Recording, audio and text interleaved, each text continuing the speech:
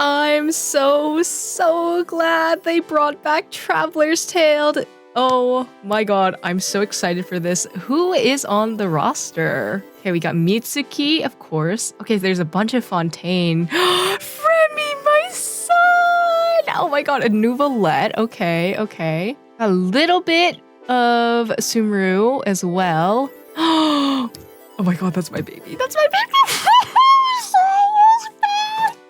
Ah! Oh my god. Oh, I'm so excited.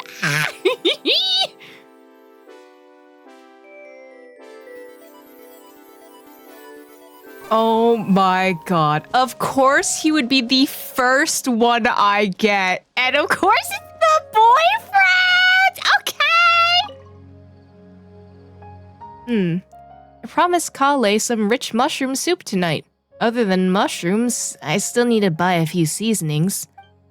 Cyno, what are you looking at? Interested in trying this shroom variety? No, but I am pondering a related question. It's probably a pun. Cyno, is he micromanaging the shopping? I'm going to lose my shit. Aether, shut up. It's you, Traveler. That joke wasn't bad.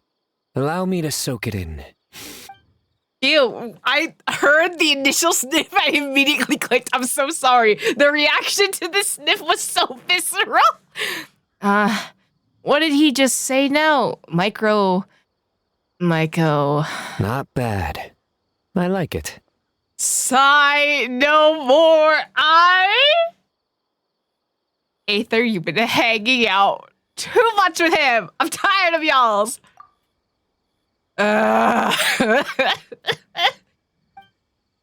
Please, you two, that's enough. It's almost time to eat. Traveler, care to join us? Collei would be delighted if you were there. Not bad. Still, it's a pity. I haven't found any new shrooms yet. He's gonna ask what new shroom is, and that's gonna be a setup. I just don't know what the end of the setup is. New shroom? Now that's one I've never heard. Is it some newly discovered species? That can't be it. I've kept track of every project related to cultivating new species, but I've never heard of that one. Exactly. After all, the newsrooms have yet to make the press release. I'm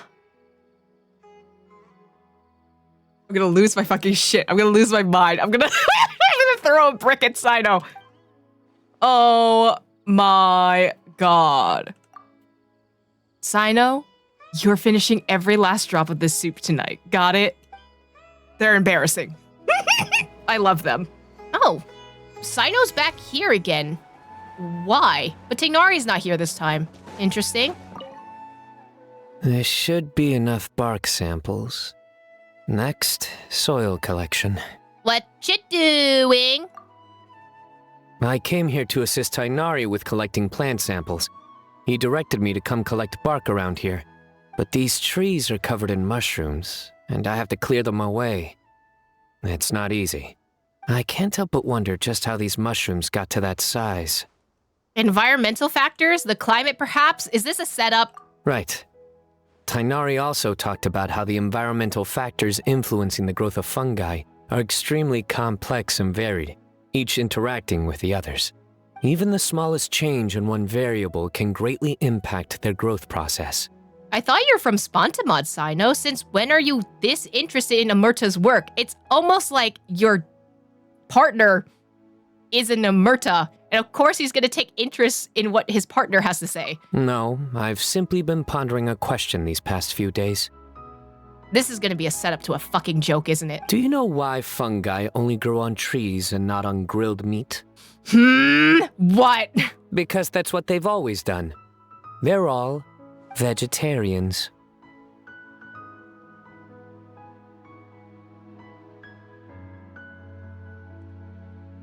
I hate it here. This was the longest setup to a joke I've ever seen in my fucking life. Oh, and he disappears afterwards. All right, Cyno. I'm serious. You should let me come with you. Cyno, you were a bitch and a half to find. Why are you up here? Or, if not me, then At least find some mercenaries to join you. A large group moves too slowly. Speed is what we need to catch a fugitive like him. New case? But That's enough. Proceed as planned. We have to get him on the first try. yes, General Mahamatra. Nayab takes a quick exit. Trouble brewing? Nothing major. A scholar made a prohibited device and fled the academia with it. We're already in pursuit. We've decided to act discreetly to avoid alarming the general public. Oh, so it's something that could be really bad for the general public? Sounds like you're going alone then. Affirmative. The plan is all set. Other Matra will prepare the trap, and I will go alone and drive him into it. He's cunning. He's already outwitted multiple Matra tracking him, and some sustained significant injuries. The pause is concerning. Like, how bad is it? But he won't escape this time. I know you won't fail, Cyno. You've got this, General Mahamatra. Don't worry. I'm just scaring a cowardly little jackal. It'll jump into the trap on its own. If it resists, then the sands will claim it. It's fine. I handle cases like this all the time. There won't be any surprises. Not even a single joke. Can't say I'm used to this side of you yet. Sorry. Inspiration eludes me for now. You know what? It's better. I'd rather not have another joke. I'll be sure to tell you a good one once I get back. This is gonna end with a joke, all right? There you are, girly pop! You're in school? Class? Who the fuck is this, actually? Oh, okay, I've got it. Thank you, Collei. If you're interested, you can also read the section on Neopolita lotuses in a study of the properties of rainforest vegetation. If anything gives you trouble, come find me anytime and we can talk about it. Understood. Thanks again, Collei. Yagana leaves satisfied. I told you not to say thank you so much. Senior Researcher Collei, always a pleasure. Greetings, Professor Collei! Traveler, it's you. Please don't tease me like that. You look so professional. Definitely nailing that senior role model look. No, I was just helping out my junior colleagues with some of their homework on plant identification, that's all. We were originally only supposed to be 2 or 3 people coming over to a quick study session, but I never imagined so many people would show up. Once again, it was Master Tignari who stepped in. He helped us reserve one of the bigger unused classrooms. We never could have had seats for everyone otherwise. It's just that I had planned to sit down with everyone and review the questions together, but Master Tignari made me go up to the podium. It was my first time up there. There were so many people down below that I froze. Couldn't say a single word. I'm so proud of her, bro. I'm prepared to study for days in advance, even reorganize all my notes from old patrols. But once I was up there, my mind just went blank. I couldn't remember anything. Thankfully, Master Tignari did the introduction for me and everyone say their piece. Then he summarized all their questions and left it to me to answer them. I loosened up after answering the first few and really started to get into it. By the end, I almost forgot he was there. Guess I must have been really focused. Looks like your hard work is paying off. You did put in the effort, you know. Yeah, and also thanks to everyone's help, too.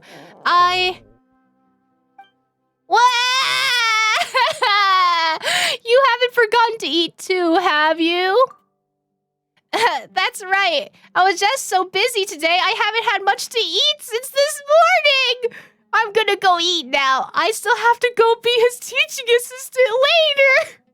See you next time, Traveler. I would protect Collei with my life, bro. We're literally watching her grow up, and I'm so proud of her. Maybe next time I'm up there on the podium, it'll be for an official lecture, not just tutoring.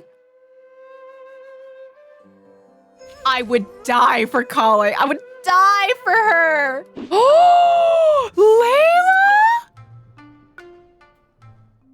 No, that's no good. The abstract needs to be more detailed. Excuse me, Miss Layla. But if we go too in-depth, it might come off as indistinct from the main body. How am I gonna do this? Miss Layla, shall we discuss this inside? We can sit down and chat. Sorry, so sorry. I didn't mean to spiral. I just couldn't help thinking about my thesis again. It's fine. I've treated several academia students before. You can say I've encountered similar states of mind to yours. You've been to Sumeru? Yes, a scholar there once invited me to help treat his students. Really? Did any of them have any severe issues? I wouldn't go that far. Just long-term insomnia, terror, paranoia, as well as acute tinnitus and vertigo. Ah, yes, that sounds like everything that comes with going to college. Are you describing thesis writing or monster slaying? No, that's thesis writing, that's for sure. I'd rather face the monsters. If you succeed, then all is well. If you fail, at least you never have to worry about anything else again. But a thesis, I don't even know what counts as a success or failure. A success is that you published it. A failure means that you did not finish publishing it or did not finish writing it. I finally squeezed a third of the draft out, but upon seeing it, my advisor just flipped it face down on the desk and said, "Forget your thesis for now. First, you need to go to Ayisa bathhouse in Inazuma. Relax and recover a bit. I've already made the arrangements for you." So they're a good advisor. They were just like, you gotta fucking chill, bro. Like, relax. Your advisor actually sounds really nice. It's good to kick back and relax now and then. That's correct.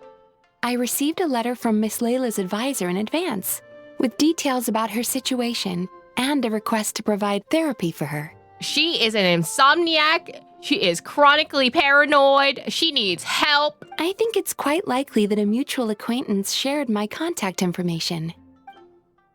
No, things can't be that simple. My thesis isn't done. We just started our research topic, and I have a pile of unsubmitted work for my research group. Maybe my advisor thinks I'm totally useless and wants to get rid of me. And why would they send you to a fucking therapy house for that? Layla, snap out of it! The lights left her eyes! This must be my advisor's last gift. The last bath I'll ever take! Layla, I love you, but relax. Once I return to the academia, I'll be expelled, then left alone in a corner doing star charts forever. Girlie, no way, that's not gonna happen! Get a hold of yourself, Layla! It's just as the letter said. Her symptoms are extremely severe. How long has she had this condition?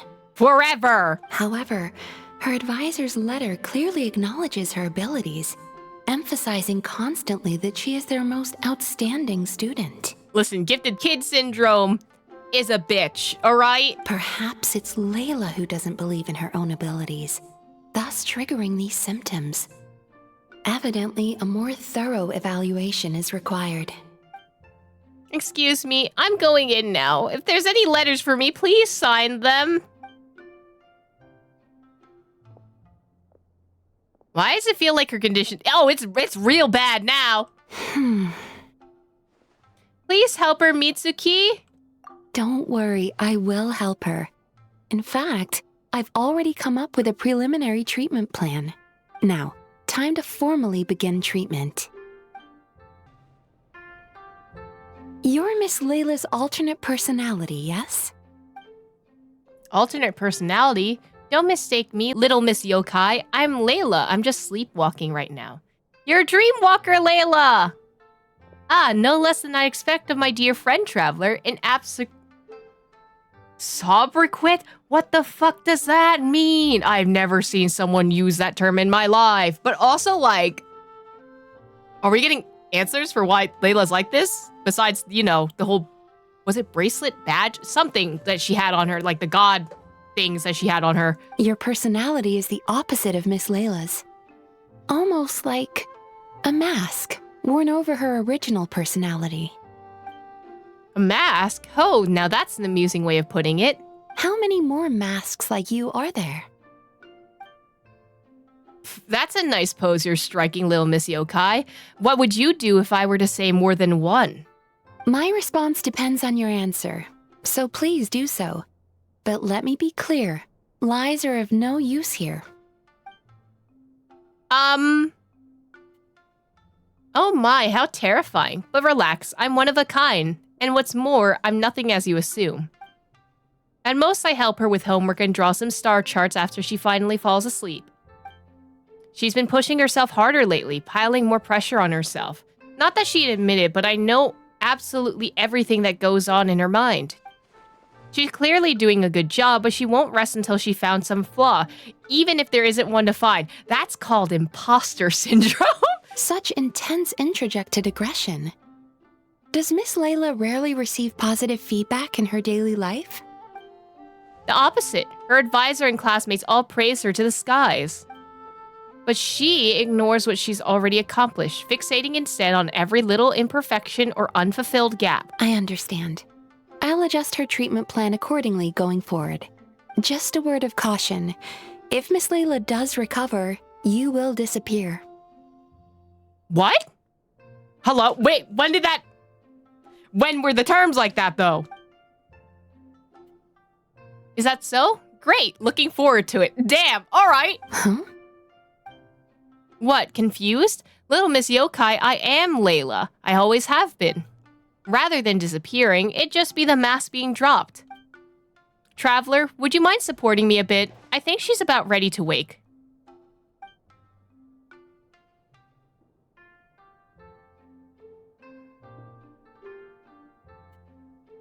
Huh? What? I got you, easy now. Oh, am I holding your hand? Thank you. I'm supposed to be receiving therapy right now, right? I didn't sleepwalk again, did I? Miss Mitsuki, I didn't say anything rude or do anything I shouldn't have, did I? No, you didn't. Please relax. You did, however, suddenly wake up during the treatment. It gave me quite a start. I'm sorry, it must be because I've barely slept these past few weeks. As soon as I stop sleeping, I start sleepwalking. In that case, how do you feel now after that little rest? I slept well and I don't feel dizzy. My vision isn't blurry either. But I did have a very strange dream. In it, someone was sitting next to me. I couldn't see her face, but she was holding my hand the whole time. She seemed to be saying something, but I couldn't hear it. I just felt like her presence comforted me. It's okay. That's enough for now. Dreams are cherry blossoms carried by a swift current. Thinking of them fondly from time to time is fine. But should you try to reach out and grab them? Alright, understand. In that case, today's session is concluded. Please return tomorrow at the same time, Miss Layla, and please be punctual. Yes, thank you and thank you for supporting me just now, Traveler. Okay, I'll be going now. You know, I think I can write a great abstract now. Hello, Traveler. Are you here for a fortune slip? Apologies, but now isn't the best time. Oh, has something happened? I mean, I see 3 boxes, so your stall's ready, right? I mean, no. If they say that they're not ready, it means that they're not ready, okay? It is, and so are the bamboo slips within. However, we've run out of the corresponding fortune slips. That is, the paper slips expounding on the fortune. So that's a thing that happens? When will I be able to draw one? I mean, yeah, you run out of paper. That's just what happens. That depends on your fortune. We are currently preparing new slips. So how do I check that fortune? What is this fucking cyclical nature ass? Draw a slip. Huh? And where can I draw a slip? That depends on your fortune. What the fuck is happening, girly pop? We're going in fucking circles. How long are we gonna do this? Till right about now. Congratulations on your great fortune. Huh? How'd you know that? Oh my. I was just wondering who wandered by. Why, it's you, little one. Are you here for a fortune slip? Girly pop, get your hands off of me. Yes, I am, but Ringo here said they're long gone. That they are, yes. Everyone in Inazuma seems to be getting more anxious by the year. Oh, won't someone think of the rising paper consumption? The sarcasm is not lost on me, but also that's such a funny line. We just restocked earlier too, and poof, gone again. Even the great fortune slips are nearly gone. Oh, truly, the troubles of being a Guji never cease. Still, you're in luck today. Here you are, Ringo. 300 fresh good fortune slips written by yours truly in a single sitting. Should be enough to tide us over. 300? And just how long will it take to go through those? Well now, that depends on everyone's fortune, of course. Now, little one, aren't you here to seek yours? Go on. I'll cover your eyes while you draw a slip. Oh, I thought she was covering my mouth, but okay, bro. I thought she was gonna kidnap me. Now be sure to draw well. These aren't your everyday fortunes, you know. These are Guji Yae's special slips. Oh, press and click. Okay, sure. It's been a while, but it's probably gonna say good fortune because that's all she wrote, didn't she? See? Ringo was right. Yours is a great fortune after all. You heard that? How? Miko, did you? Shh. Now. Don't let the whole world know, or yokai might come and snatch your good luck away. Oh my god, girly. This fortune slip was personally written by the current Guji of the Grand Narukami Shrine herself, Yae Miko, so it's quite potent. Guard it well, lest it ends up in the hands of a tanuki or baku. This is really cute for anyone who really likes Yae Miko, but I want to fist fight her. Like, broski, let me at him. All right then. As always, I leave the rest to you, Ringo. Yes, Lady Guji. Oh my god. Okay. Huh? By the rest, you mean? That's exactly what she means. What Lady Guji wrote were the good fortune slips. The bad ones are yet to be completed. Alas, any fortune I write would simply be too potent. Surely such power shouldn't be used to foretell doom and gloom. Safer then to have dear Ringo pen the misfortune slips. The well-being of every visitor to our shrine is at stake. Now, I'm off to write the modest fortunes. Do enjoy your wonderful fortune today, little one. But that would mean that the fortune would be biased towards good, and no matter what, I would have gotten a good fortune slip either way. Okay, she's just trying to slack off, isn't she? Well, I don't know, because she is a yokai. She probably has, like, some mystical, like, ability to predict bad fortune, or she's hella superstitious. Nothing but an excuse to get out of writing too many fortunes. Please enjoy your wonderful fortune today, traveler.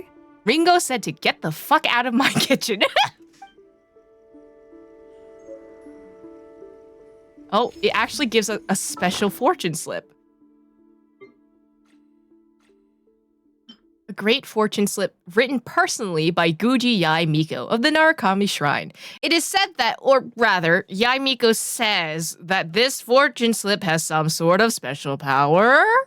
Ayato we haven't seen in so long. I miss that motherfucker. What are you up to? Why are you here, actually?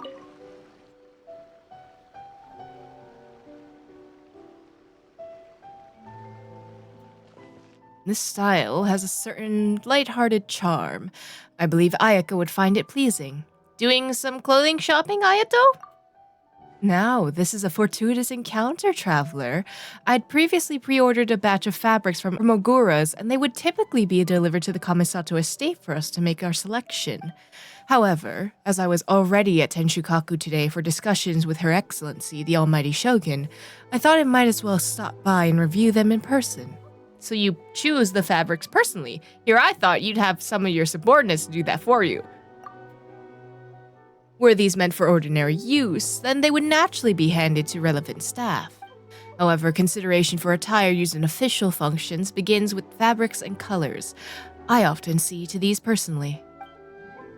After all, given the Kamisato clan's role within the Yashiro Commission, overseeing culture and civil affairs, even minor choices regarding textile patterns draw public scrutiny. I mean, yeah, because, like, public figures are always judged for, like, how they dress and everything, especially with those with femme bodies, because people can't go one day without judging a femme person's outfit. Many merchants market their products using Yashiro Commission-approved labels after our annual procurements. I did once delegate the task, but vendors rushed to offer my representative bribes. The temptation proved too much for him. It was no small matter to resolve. Oh? Did you kill him? Like, what the fuck did you do? Like, excuse me? I have personally overseen such matters since. A stitch in time saves 9. That sounds fucking exhausting, actually. I would hate that. I never realized clothing could be so complicated. The Yashiro Commission's duties are never simple. I've grown accustomed to it. I've already narrowed it down to 2 candidates, yet I find myself hesitating between them. Traveler, would you lend me your judgment? This is pretty important. Are you sure it's okay for me to choose? Listen, I do really good with fits. I can make you a fashionista girly pop. You're one of our most esteemed guests. And importantly, you're Ayaka's close friend. Air quotes. I'm looking at you, judging you rather menacingly. Rather than being merely okay, I would say none are better suited. In any case, your bearing and sophistication assure me of your excellent taste in fabrics. Ooh, for Ayaka though, I don't know how well the red would go just because I feel like that's more Yoimiya's color palette. Interesting that they put Yoimiya and Ayaka's color palette side by side. Anyway, the gays, we love that for them. But I think for her color palette and to offset the white, the purple one would look much better on her.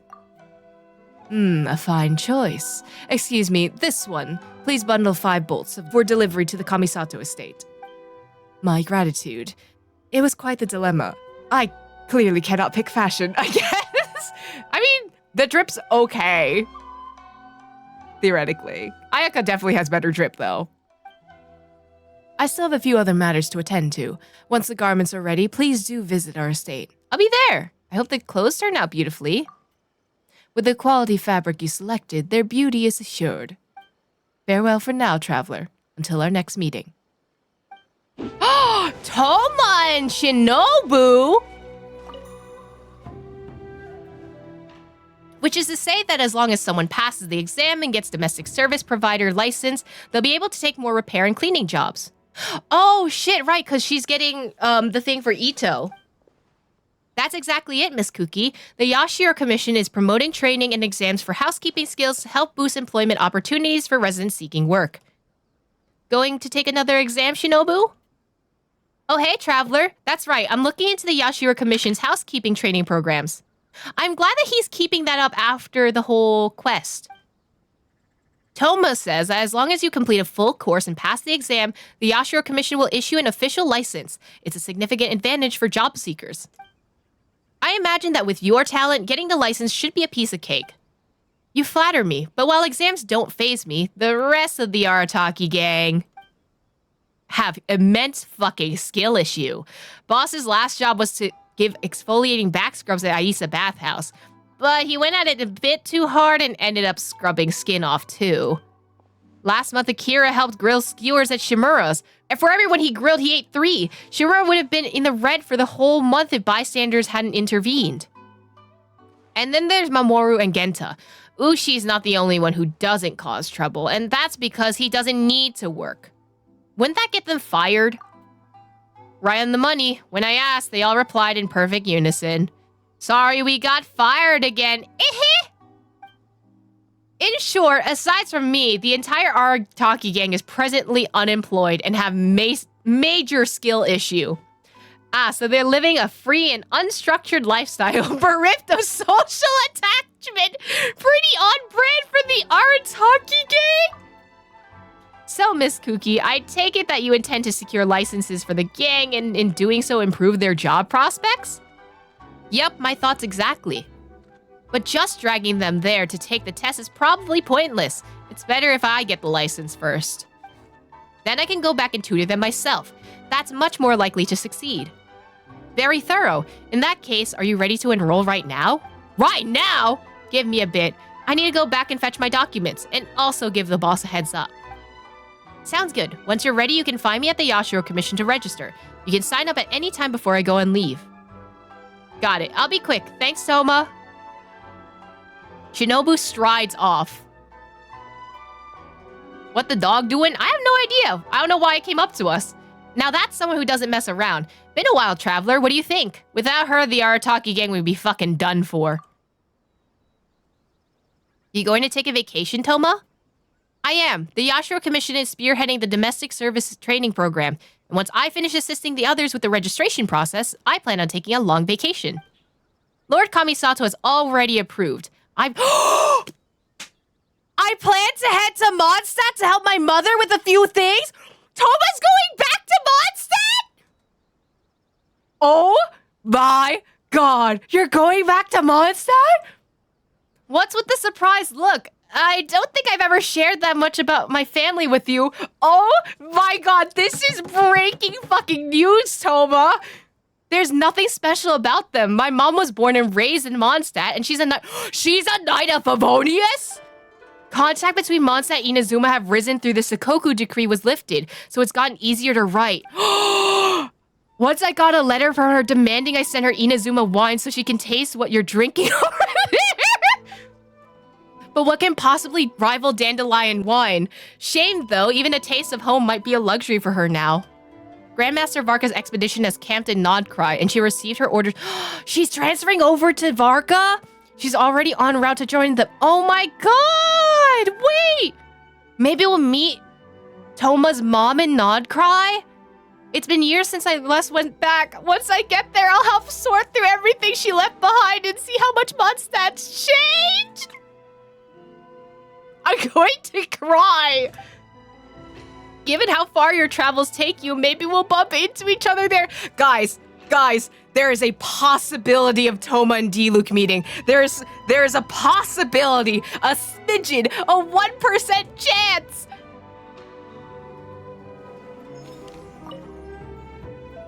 I think I'll swing by Angel Share for some apple cider. I'll also be a perfect chance to buy some local brews. I can't find those here after all. Oh my god! I'm gonna lose my mind. I'm going to lose my mind. I'm going to lose it. The rare pair might be real. Oh my god. I'm going to lose my mind. Thoma and Kaya. Ha, you're absolutely right. Nothing beats Mondstadt's dandelion wine. It's your long-awaited homecoming, so drink up. Make the most of it. Oh, and while the apple cider and dandelion wine here are stellar, I must also recommend the cocktails. Death Afternoon is a personal favorite.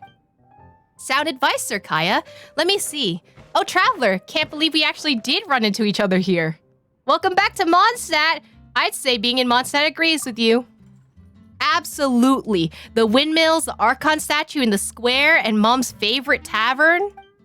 Everything's exactly like I remembered. The same as in my dreams. It's wonderful. And the things you had to take care of? I already sorted through everything my mother left for me.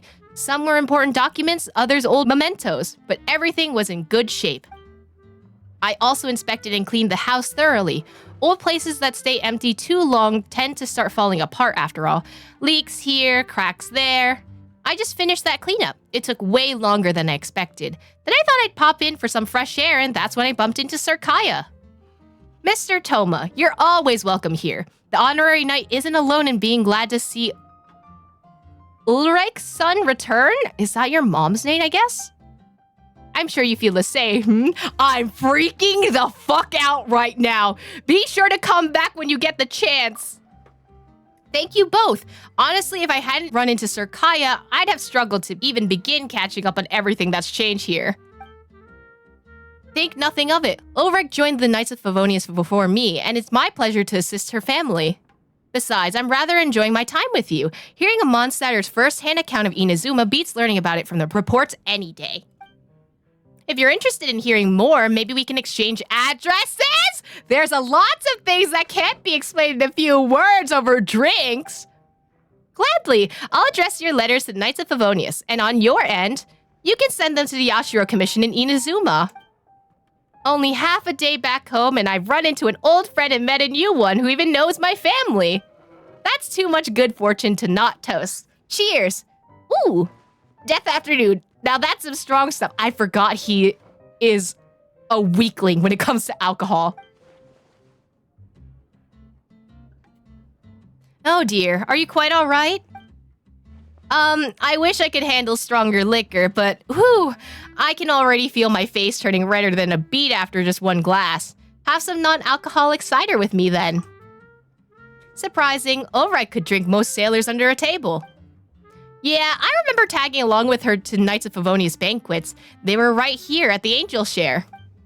Then all the adults were drinking dandelion wine and apple cider, and I was the only one stuck drinking the non-alcoholic version. Drove me mad too.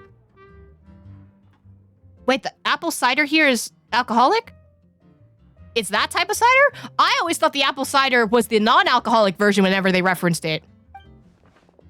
Ha, let me guess what happened next. You snuck a taste of the grown-up drinks.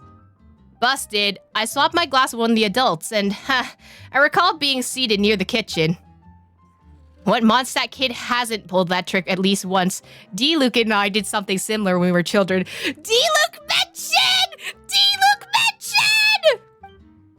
I knew it! There are some things only fellow Mondstadters really understand. Yes, crippling alcoholism. Anyway, that drink burned young me's throat like wildfire. The song? From Honkai Star Rail? Later, my mother sent some apple cider to Inazuma. I thought the taste might be mellower than I remembered, given it been so long. Nope, still burned all the way down. I ended up having to share the rest with the other Kamisato retainers, but they loved it. Gave me a whole pile of gifts too, which I sent back here along with my letter. Huh. There was that time Ulrich was passing out Inazuman snacks to everyone. Is that why? Maybe. Did you get to try any? I did. Dango, I believe. Good stuff, that. To whom at the Yashiro Commission do I owe my thanks? The dango? I think that was Miss Kamisato. Lord Kamisato sent tempura, Hirotatsu seasoned onigiri, just 2 bottles for a whole smorgasbord of snack. Well, like mother, like son, that was your kindness and enthusiasm being gifted being back to you, I say. You may not have heard, but when your mother left for Nodcry, we knights threw her a farewell party here. And we weren't fucking invited? It was supposed to be a small event, but so many people attended that the place was packed. Take it from someone with first-hand experience. Free-spirited and thoughtful, gentle and kind, Ulrich is the very model knight. Looks like the apple doesn't far from your family tree, Thoma. Looks like you're all getting on great. She'll be thrilled to hear that. Next time I write to her, I'll be sure to pass your kind words along. Maybe toss in a bottle of good Inazuma sake. But for now, how about we switch to non-alcoholic cider? Fine by me. A little variety never hurt anyone. Between having heard your tales and making a new friend, this round's on me. Yours included, honorary right. You're treating me to a drink? Don't mind if I do. By the way, Thoma, you never finished telling those yokai legends you mentioned before. You, Thoma, and Kaya talk of the tales of Inazuma's yokai, and before long, we're both drunk alcoholics. I don't know. Kitsune and Bake Danuke making a bet? Ha! Now that's a story. Actually, it's not a story, it's true. If you should ever visit Inazuma, you can come find me at the Yashiro Commission. I'll introduce you to real yokai. In Inazuma, whether Oni or Tengu, they work honest jobs like everyone else. I'm already looking forward to it. Today's drinking session has been most fruitful. Then it's settled. I expect they'll all be thrilled to have you as their new friend. Aw, look at us! Oh my god. What do you say after? You treated us today. Next time it'll be on me. Ha, you really are your mother's son. Every bit is generous. I'll hold you to it.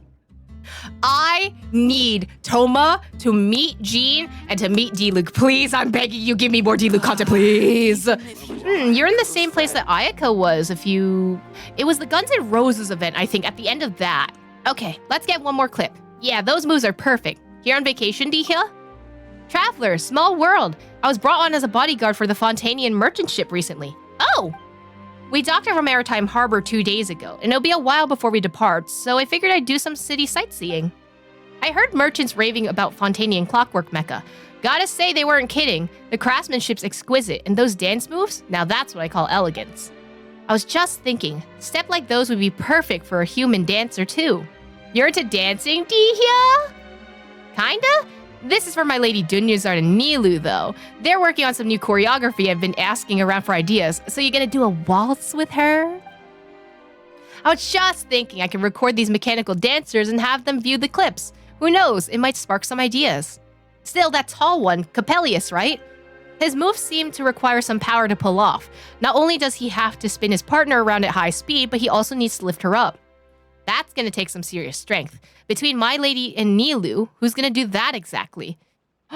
What if you took the leading role? You've definitely got the muscle for it. Me? Oh, no. I can muddle my way through some simple steps, but a complex routine, not my thing. Last time Dunyarzad dragged me onto the dance floor, the beat ran circles around me. I kept stepping on her dress and we both nearly tripped. Anyway, they were bodyguard and princess. Well, technically, she's not technically a princess, but the trope is there.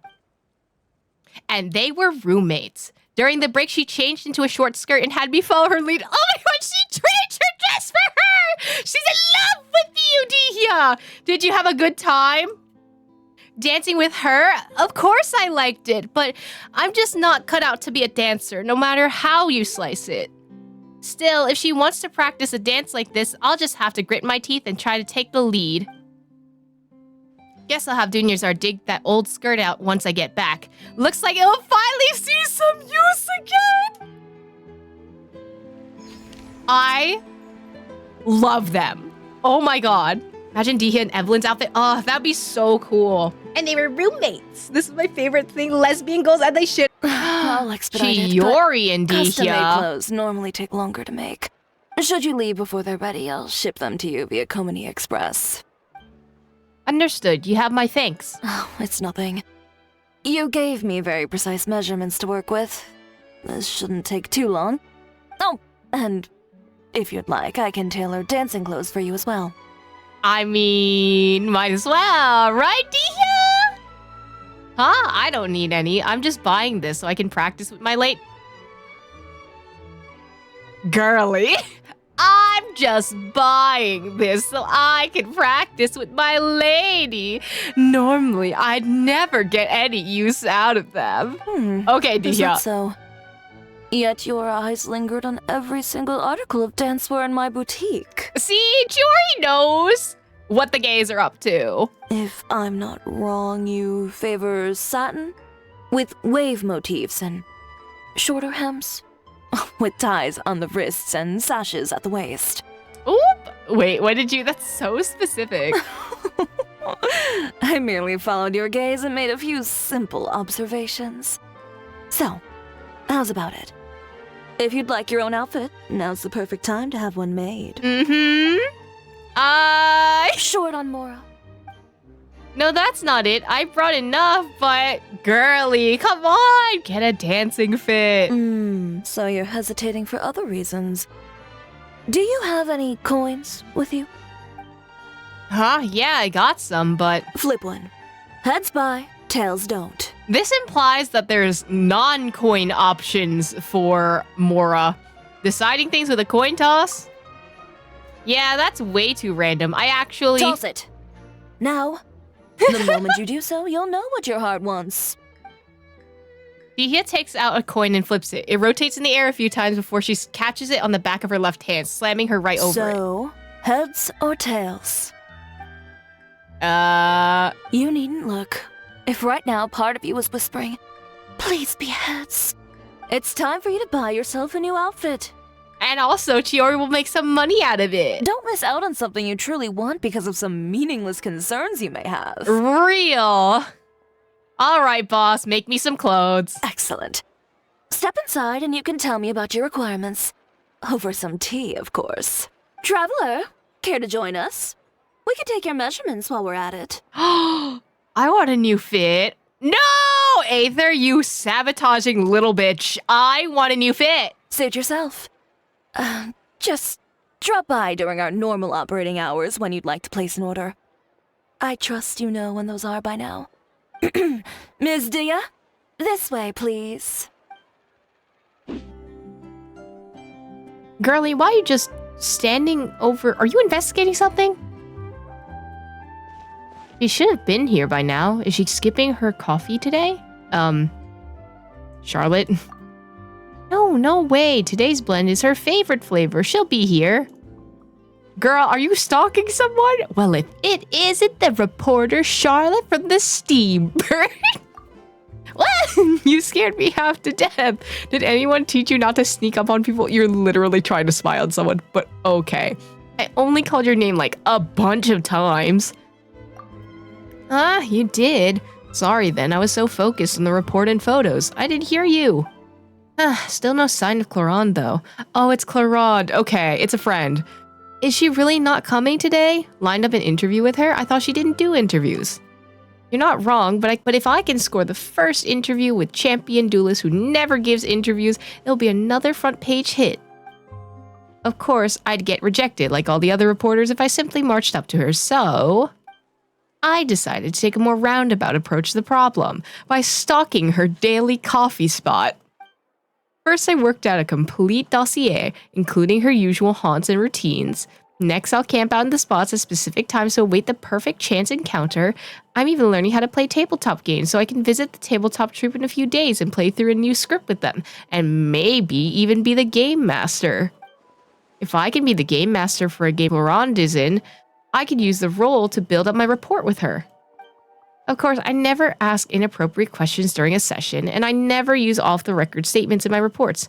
Ethically sourced quotes only. Be careful when you run into Navia, because she will kick your ass about doing this to her girlfriend. Navia, I heard she's an avid gamer. What's the issue? You should practice voicing sentient doors? I forgot about that in the actual quest and how to keep her from interrogating every frog that hops by. Wait, what? Is that the kind of thing a GM has to deal with? That's nothing. Talking is what we journalists do best. Not all journalists are good at talking. I know that for a fucking fact. If I ever get stumped by something, I'll dazzle them with my professionally honed spin techniques. Nobody will be the wiser. Is this how you normally handle things? Wait, so when... No way. When I speak with you, it comes straight from the heart. There's nothing I can't say to you. Whoa, gotta run. I need to go to the Hotel de Board. Garam might be on her way to buy some cake there this very second. Bro is... I know paparazzi are just like professional stalkers, but also like, this is doing too much, my guy. See you later, traveler. And don't forget, I want an exclusive interview with you next time we get the chance. That film seller sure got a loose tongue. I told him to keep him quiet. You're not planning to do anything dangerous again, are you? Is that the kind of person you think I am? You think I, Charlotte, would just go recklessly barging into foreign nations just to get a scoop? Charlotte, you did that before. Then you'd be right, yes I am. But even though, I still need to get the editor-in-chief to approve. Oh. I must have pitched a dozen reasons to cover Natlan by now. It's always a no. Not only that, but she won't even approve any vacation. I even promised to leave my camera and spare film rolls behind during any personal trip to Natlan. But you didn't mention Monsieur Verite specifically. And you can buy film on the way there.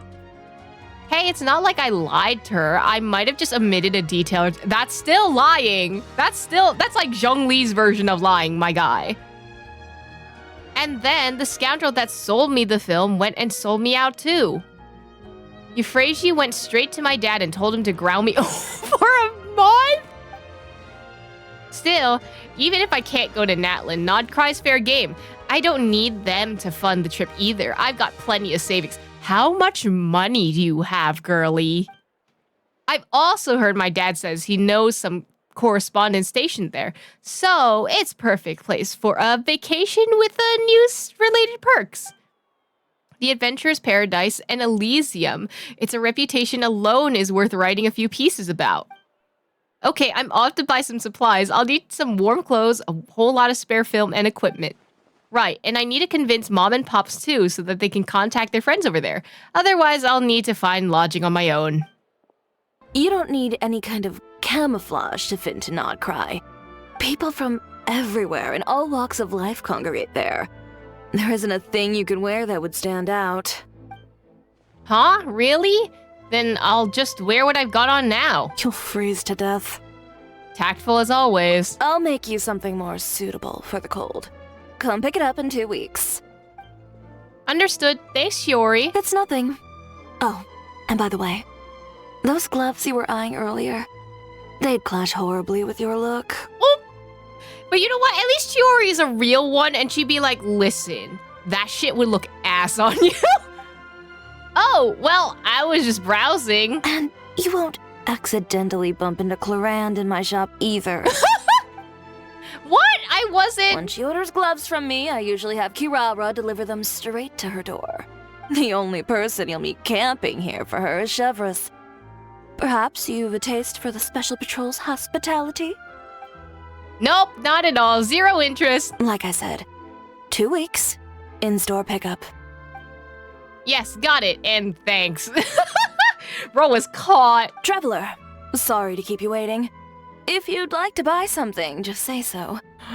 Traveler, let me pick out a new outfit! Well, I was also just browsing. I'm a bit busy, so no invitations to come in for tea and chit-chat today. You know our business hours, so if you'd like to try or buy, just drop by then. I'll be heading back in. And, little Miss Journalist, remember, 2 weeks. Yes, absolutely. Looks like nothing gets past Shiori. Time to change back. You even came here to stalk Claron? Someone told me that Claron comes here to buy gloves. Turns out he was playing me for a fool. Well, she does buy gloves here, it's just that she orders them. Forget it. It's not what matters now. My priority is to stock up and prep for my trip in Nodcry. You convince your parents? Mom wasn't totally sold, but I never imagined how supportive Pops would be. He even gave me advice and helped plan some potential potential vacation spots to visit. Not only that, he helped buy a bunch of stuff and sent letters to his friends there asking them to help look after me. Oh, that's really nice. I already know them, though. Veteran reporters and all. Sounds like your dad saw right through you. Of course he did. He's the top reporter and all of that. Nothing gets by him. Naturally, he's the best dad, too. If we're lucky, Traveler, we'll see each other and not... Okay, Charlotte, I'll see you in Nodcry. Get me an interview with Varka, right? Why is Chevy... What happened here exactly?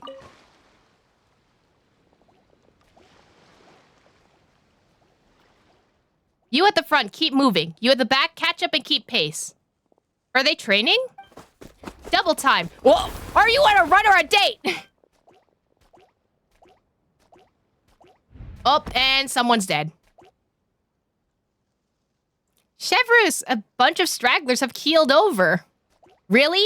Skill issue. Fantastic. Guess they volunteered for extra laps tomorrow. A little combat sprint training and they're all tuckered out. That's what you get for slacking off during regular drills. Half push-ups, chest beneath the bar during push-ups, cutting corners on laps? Think you're clever, do you? Thought I wouldn't notice? No way can they fight with their muskets like this. What'd they do if a criminal bolts? Ditch their gear and give chase? What does the training involve exactly? Not really. It's just getting to the marked location within the time limit while carrying all their gear, retrieving the target item, and running back. That's it. Oh, that kind of sounds like firefighting training, actually. Their packs don't even include the usual supplies for long-distance deployments, and they only have to carry their firearms, ammunition, observation, and protective gear and medkits. And how is the location marked? I launch a signal flare. They must reach the spot where it lands and deploy themselves for battle there. A flare? Well, those can't fly too far. But Captain, please stop using the Gardamex to fire the flare. Oh, so they're gonna go long range. Another subpar performance, and I'll be firing it from my fucking musket, you bitch. All right, look alive, you slugs. Time for another round. Don't worry, those who fell out will be joining you. I'll make sure of that. On your feet now. Move, move, move. Run, walk, crawl. I don't care what you do. I want to see every last one of you at that marker. Captain, please have mercy. Gotta train them to dodge random comic book panels. Right. Hey, Lyney, buddy, it's been literally a patch. What is happening? Why are you at the Fontaine Research Institute, actually? Is Bros good? Still a ways to go. Lyney, what are you doing here?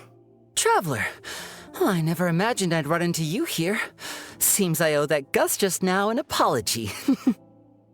It blew my hat away, seemingly for no reason. But no sooner had I caught it that I ran into you. Hey, Fenty, you trying to set me up? Is Venti actually the best wingman ever?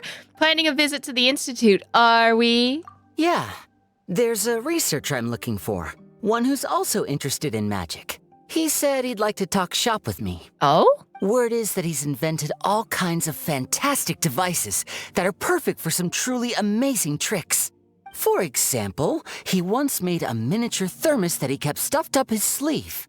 All he had to do was twitch his finger to activate the mechanism, and voila! The ice within would slide down and out through his sleeve. The ice trick, one of his myriad magic tricks.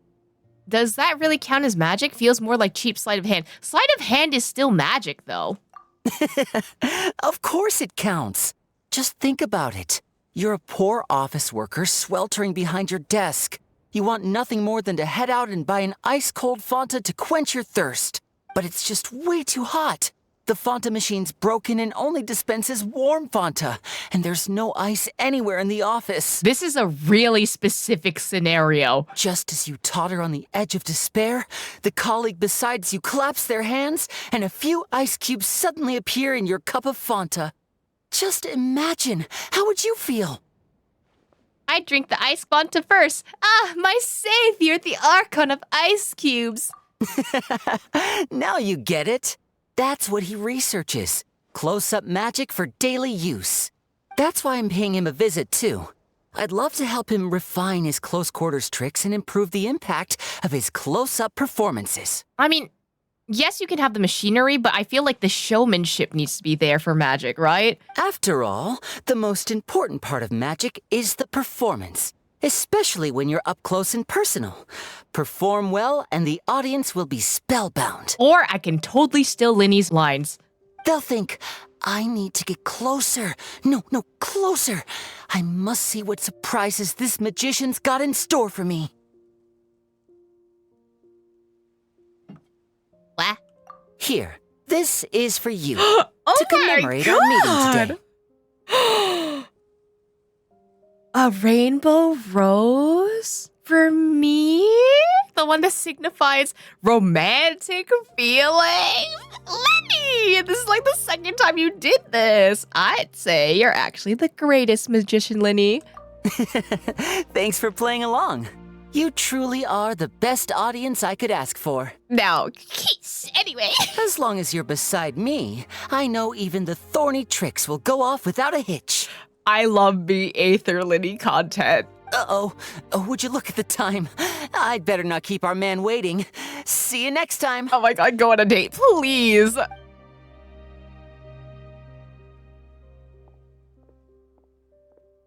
Lynette! I love her.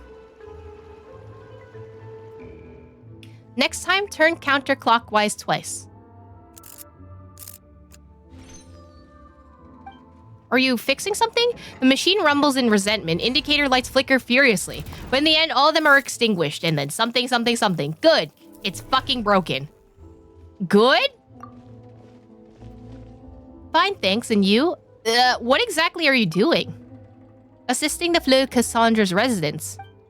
They received some discarded machinery lately. The plan was to dismantle everything and sell the parts, as usual. But some would never power off normally. This one kept randomly restarting in the middle of the night. Oh, I hate that. What's powering it? They clattered all around, terrifying anyone out at night. Someone even got so scared they fell into the water and nearly drowned. Oh, why is that moving? Oh. Lyney happened to come by for a magic show and promised to help them out. Feels like this should be Freminet's time to shine. He only knows how to fix machines so they work, not how to fix them so they break.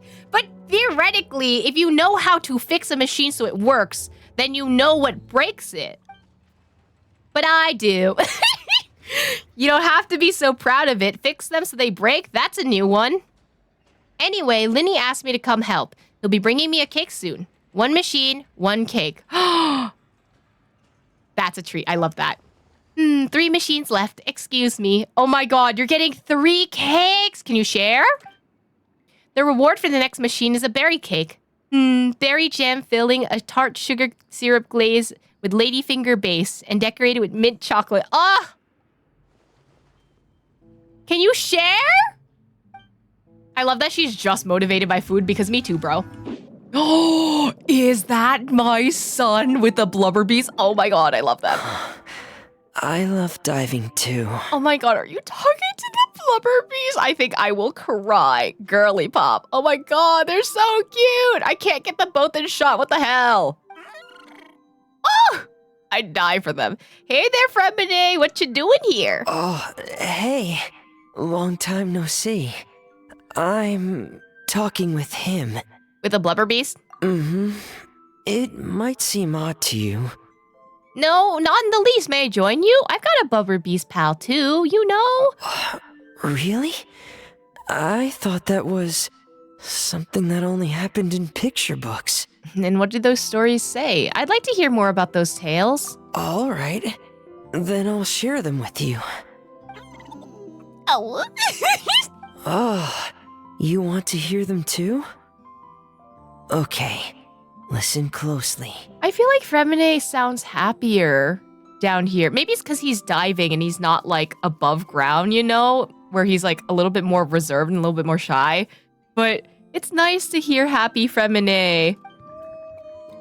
Woo! Oh, woo! Legends speak of a time long, long ago when there was a blubber beast who strayed from his family and friends and lived all alone in the pitch-black depths of the sea. Even as he bravely lived on in solitude, he kept searching for his family, until one day, a diver who loved to explore found him.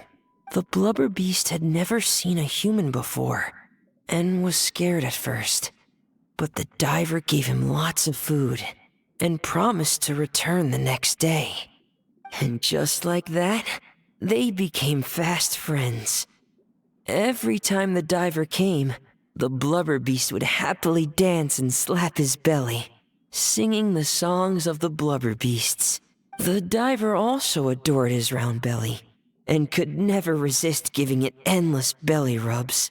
The blubber beast also adored the feeling of belly rubs, but since he had terrible eyesight, he only ever saw the diver's blurry silhouette. So, whenever he saw a human form approach, he'd happily dance, patting his belly and singing.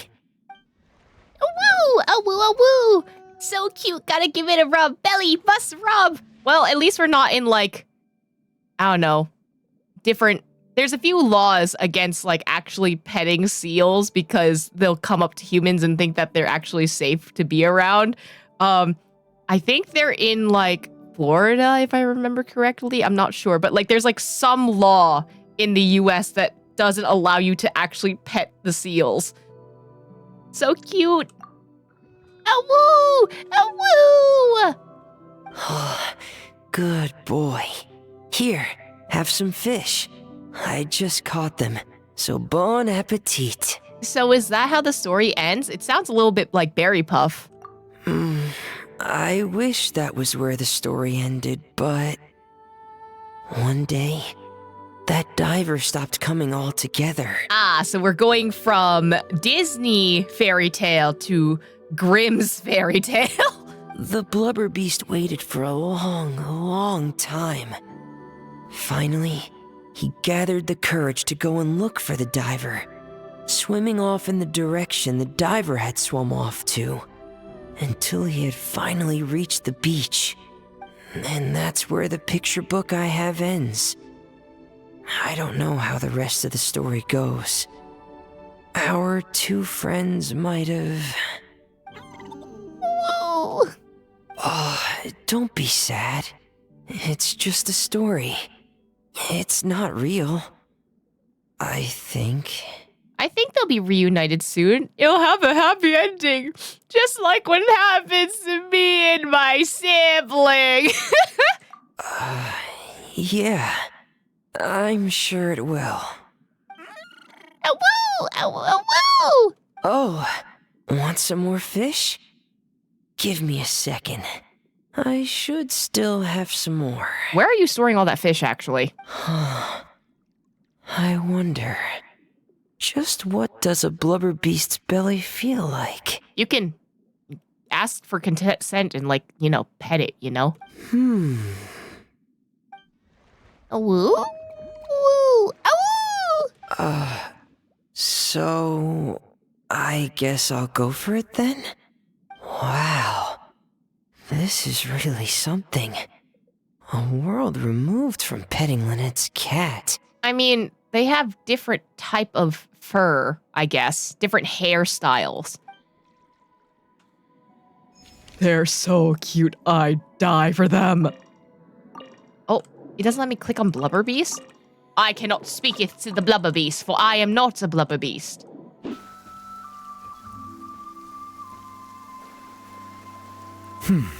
Bro is just out in the wilderness watching fucking Vishaps. Are you good?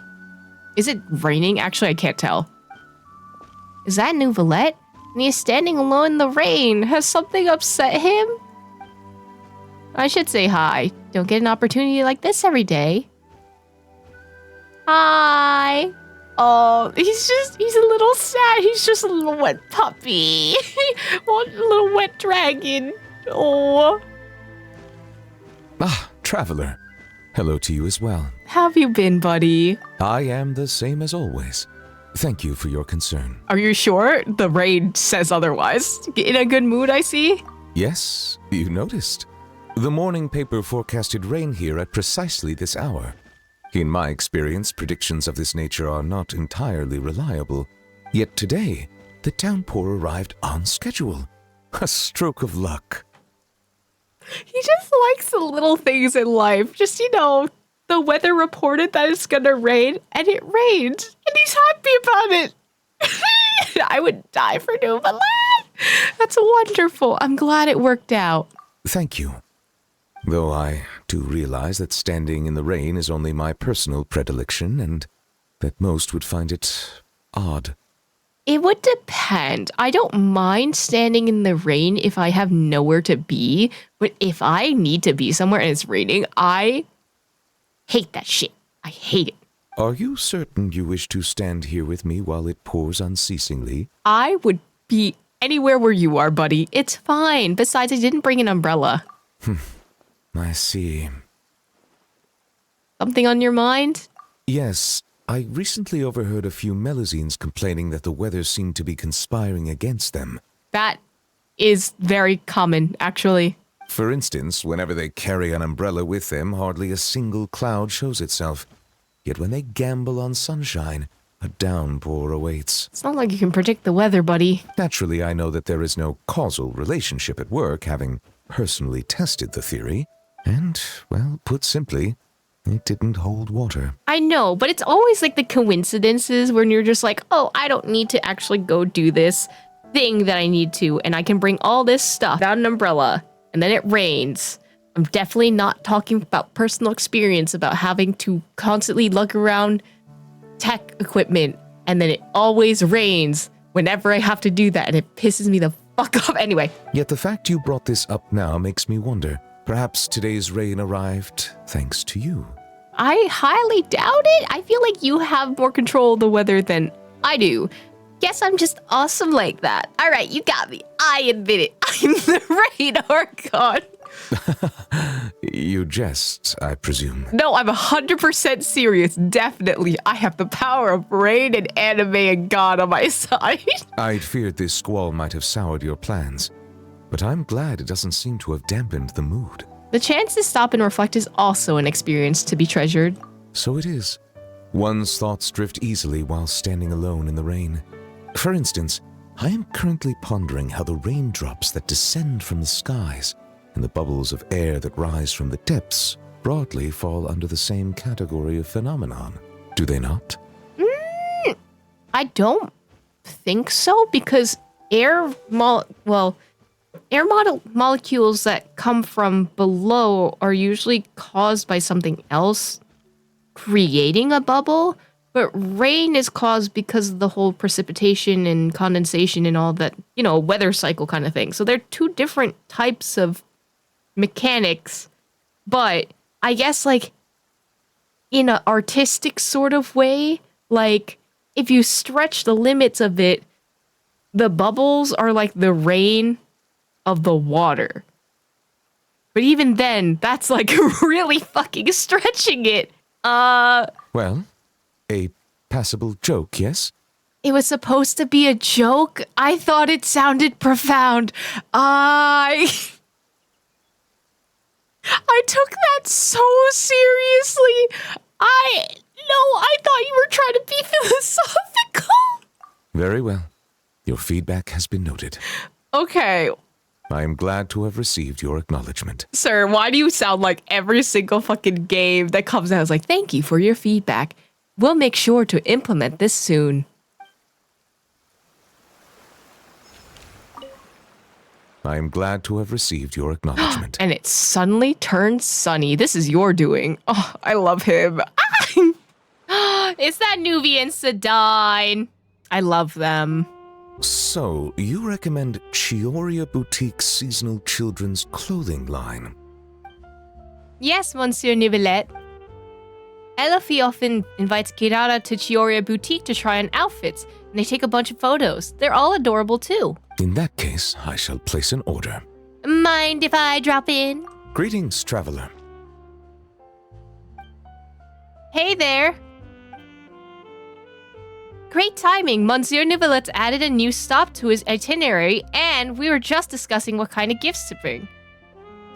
Going to like a party or some shit? A rare opportunity to take a vacation has arisen, and I plan to use it to visit the Melusines in Merusi Village. Oh my god! It has been some time since my last visit, and as such meetings are hard to come by, I wish to prepare some gifts. I'll die. He's actually going to visit Merusi Village. As you are here, might I solicit your advice? I believe you have already befriended a number of Melusines. As such, your insights would be most valuable. I have a Melusine friend who loves to paint. Oh, right, I remember. Serene's letters mentioned that Mamere has always been passionate about art. Indeed. Given the environmental variations there, some waterproof paints would make a good gift. There's no Melusine who doesn't like mechanical components. Yes, that's true. I can help pick some. The Clockwork Workshops usually sell spare components at a discount, and clockwork toys too. Then I shall leave their procurement to you. Thank you. Prioritize what you like, without regard to cost. I will ensure you have an ample budget. Oh! You can never go wrong with making food! Oh, I fear my culinary experience only extends to making soups. Why did he sound so disappointed when he says like, oh, I only know how to make soups? I love him. He's embarrassing. He's trying his best to be human. It's okay, buddy. Sedine, are there any foods particularly popular among the Melusines recently? Let me think. Yeah, cakes, macarons, blubber préfouetté, pâté de fruits. Oh, right, and lots of snacks like Fistios and Fanta. Oh. Oh, he does not like that answer. It's okay to eat stuff like that in moderation, as long as they're happy, right? I understand. Everyone has different tastes. And in the interests of fairness and justice, we should have prepared a greater variety of gifts from the start. I can't believe that you don't like the fact that they like Fanta and Fistios. Like, I'm sorry, I love me a good onion ring chip and some soda, okay? It is it's decided. Bad, but every one of those ideas shall be adopted. Thank you both for your suggestions. Once the purchases have been made, I will have someone package them up and send each to their respective recipients. Sedine, I believe your delivery address is still the Palais Momonia, yes? Huh? Me? I get a present too, but aren't they all for everyone in Merusi Village? Of course. As I said, opportunities like this are hard to come by, so every Melusine should receive a gift. I love that for her. She's my favorite Melusine. And you are a Melusine too, are you not?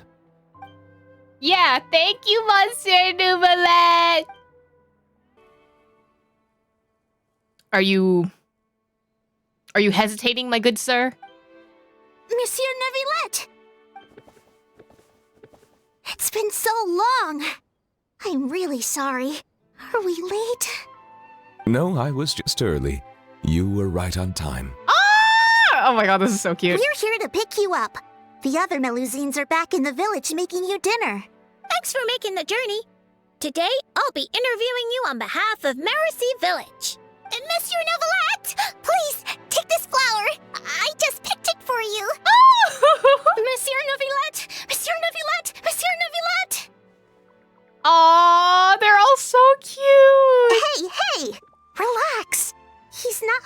hearing, you know. Be polite. She's also just a little bit excited. It's all right. Hello, everyone. I'm delighted to see all of you as well. Did you all receive the gifts I had sent over earlier? We did!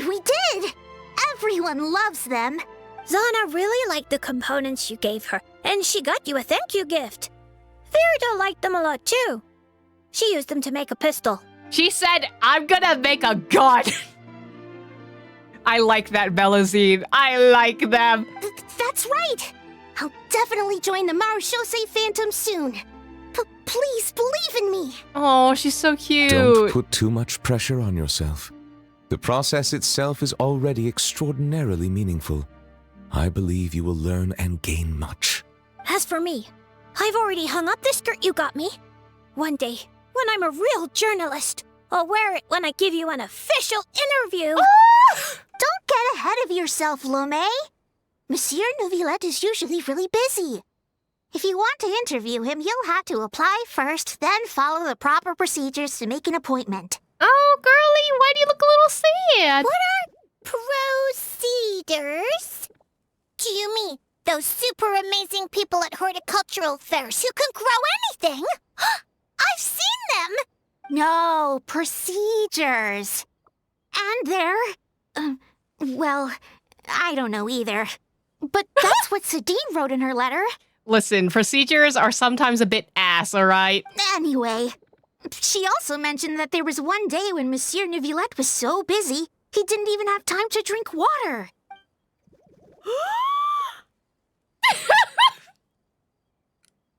I would die for them. I would actually die for them. How could the Palais Mermonia be so cruel? Regarding that particular problem, well, I shall be more careful in the future. Yeah, you have to make sure you're drinking your water, Monsieur Neuvillette. We're all really concerned about your health. It'd be nice if you spent less time working and gave yourself more time to rest instead. This is like the entire family that chastises the very overworked sibling. Oh no, we got sidetracked, didn't we? How far into the interview did we get? You haven't even started, Lome. You're still in the reporting stage. All right. No, wait, that's not right.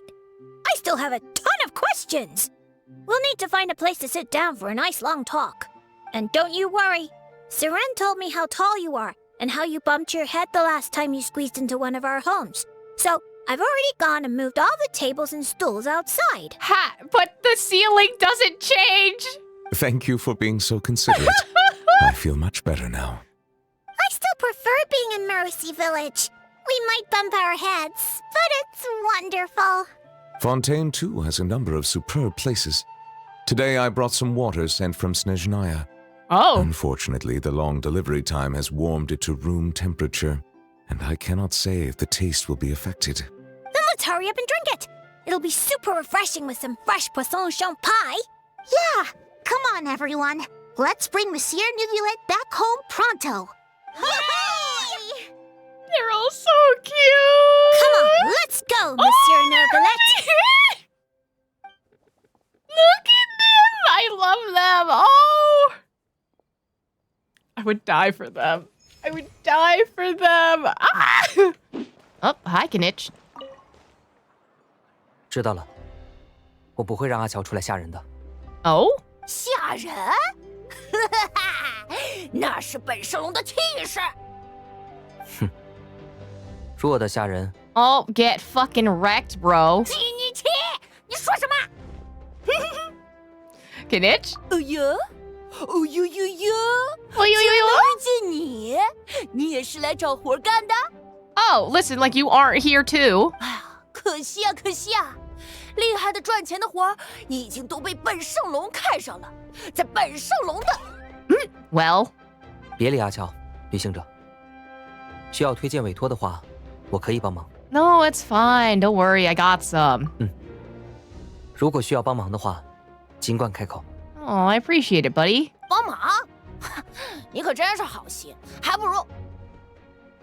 阿乔，闭嘴，省下点力气，放在对付魔物的时候用吧。Hi, Xilonen. Oh, is she not voiced? Another commission asking me my name? Nuh-uh, not taking it. Send it back to where it came from. If they want to talk business, they can drop by my shop in person. I don't discuss work via letter.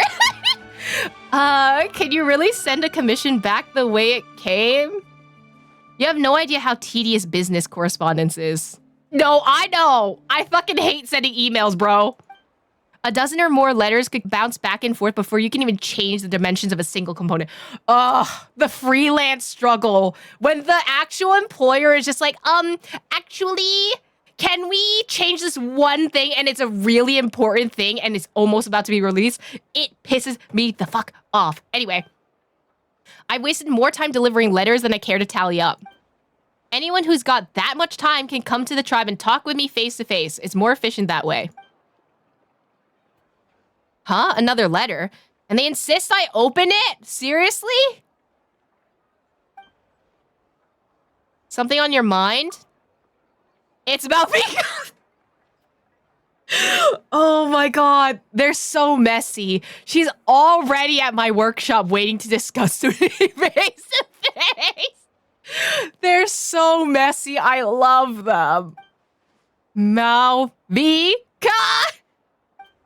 Nope, not gonna happen. I'm gonna get away. Far, far away. Think, Xilonen, think. Oh. They're so messy, I love them. Hey, Iansan. 1, 2... should need to make a few more. What you making, Iansan? Some topical injury ointments. One of our tribesmen, the idiot, put way too much weight on the barbell for his squats. He lost control and threw out his back. Oh, that's He's just lucky not others good. reacted so fast. If they hadn't managed to rush in to stabilize the barbell... That could have gone real fucking bad. This is why you have spotters when you do weight training. I gave him a detailed, clear training plan and specifically warned him multiple times to have me spot him if he wanted to push himself with heavier weights. But no, the fool got all full of himself, had to try on his own, and refused to listen to everyone else. Bro is mad. Now he's stuck with a busted back. Even my special ointments can't cure him overnight. What a pain. Now I'll have to go and give them another safety lecture in a few days. You might want to get a guide if you're not Oh, it's so short. What the heck? You know what? You do that, Iansan, as you should. Okay, Aoife fucking jump scared me while I was at the crafting table. But can I point out something on Kakuku that has bothered me and I don't think anyone has really pointed out? I only noticed this because I was trying to get assets for my VTuber, but Kakuku's eye patch, they fucked up the pixelation on Kakuku's eye patch, and it's actually a really blurry image that's just stacked onto Kakuku's model, and it bothers the shit out of me. Like, it is so blurry compared to Kakuku's actual model, and I don't know why. But anyway, now y'all can't unsee this, so... Rotten onions? All right. This should do the trick. Prepping meds for baby saurians? Ah, sharp eye, traveler. Here, check this out. A new formula I just whipped up. Works like a charm for juvenile saurians suffering from appetite loss. Just one problem. It's too good. If juveniles without appetite issues eat it, let's just say they start binging. Oh. Case in point, a few days ago, Kakuku swiped 2 tablets while I wasn't looking, and... Still got room for seconds, bro! Yep, I say it works! Looks like the flavor profile needs a tweak. Otherwise, Natlan's gonna have a juvenile saurian obesity epidemic shortly. No way, bro! Oh, that was really cute! I love Kakuku. I die for Kakuku. Kakuku can have as much food as he wants, okay? You're with Shogling! Oh my god. Wait, why are you two together, actually?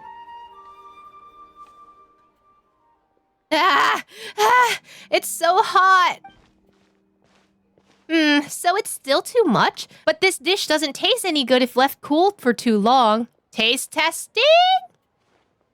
Traveler, you're here. Kirara just delivered a bunch of fresh fish from Inazuma. I was just thinking that since she came all this way, I should make some piping hot Leah cuisine for her. After all, a bit of heat is worth 3 fresh ingredients. So good! So hot! So good! Hot! Please don't feel obligated. We got plenty of cold dishes here in Leah, too. I can whip up one for you. But this boiled fish really is delicious. I want to try some more. Cold water. Soak it in some cold water. Cool. Ugh. Wait, hold on. Well, oh no, it's boiled fish. I thought it was like a pan-fried fish, and then you dipped it into cold water. That'd be nasty. Cool it off first. Meow. Still too hot? Too spicy? So she's got a cat's tongue after all. Hey, yeah, take it easy. Here, quick, put this rice ball in your mouth. Dad says it helps with the spiciness. No, it fucking does not. Unless that rice ball comes with, like, milk or some shit. Like tongyun. Actually, I don't think we use milk in tongyun. But, like, something similar. It's a bit better. Let me think. What are some good choices for cold dishes? Wow, this onigiri is great too. It's just as delicious as Granny's, sweet and sour. What's in it though? Heh, that's a given. I added steamed potatoes and sweet flowers, as well as some dried plums and berries. Huh? Why'd you eat it all already? Tongue! My tongue is on fire!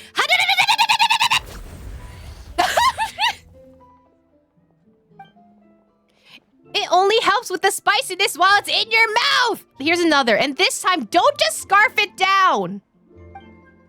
That was really cute. There's more than one of you now.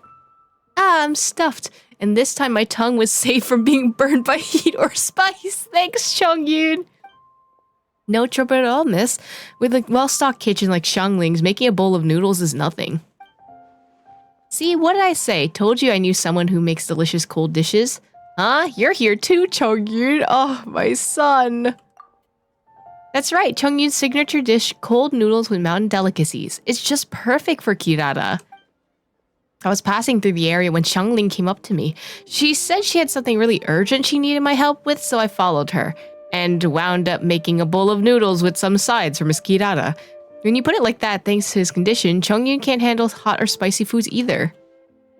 Yes, a happy coincidence. I used one of my recipes to prepare a simple meal. Thankfully, it seems to suit Miss Kirara's taste too. Chongyun, come on, no need to act like a stranger. If you keep this up, I won't take you to see Iroi or Ito.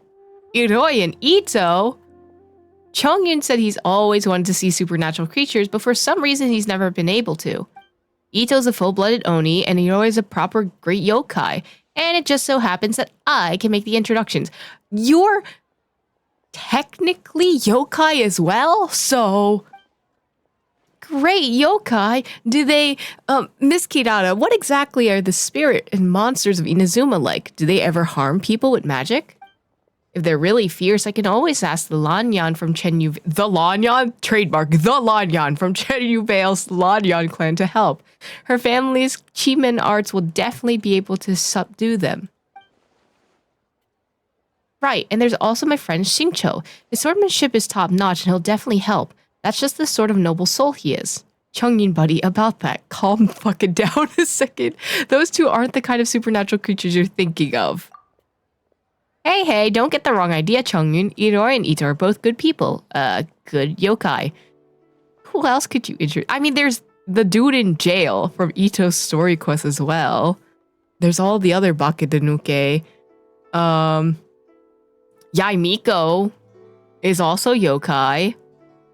We could give him the sword that is also the sword and the polearm now that are both yokai mentioned. I don't know if they're like yokai themselves or like if they have some kind of spirit possessing them.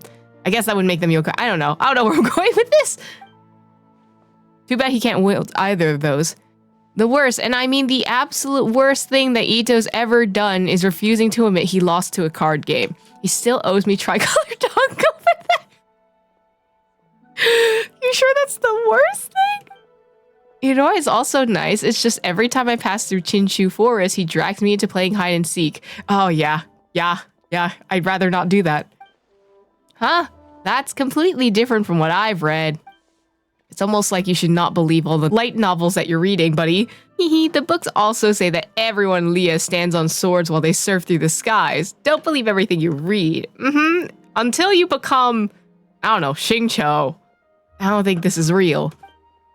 That settles it. You're taking the boat with me in a few days. I'll take you to see them too, and my granny too.